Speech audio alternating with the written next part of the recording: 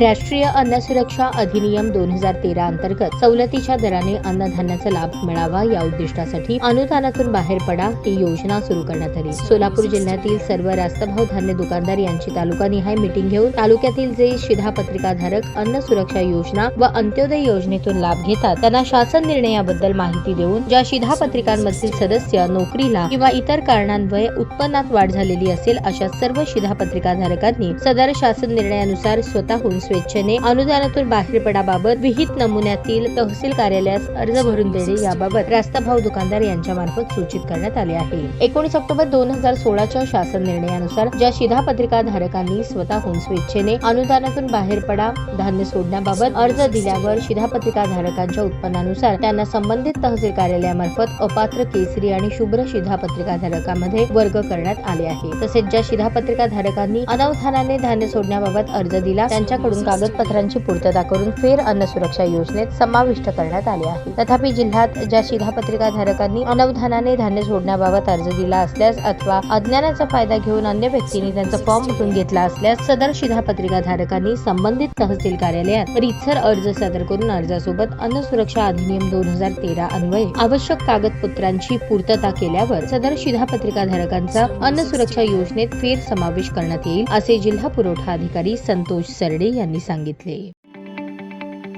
ताज्या बातम्या पाहण्यासाठी प्राईम महाराष्ट्र न्यूज चॅनलला सबस्क्राईब करा।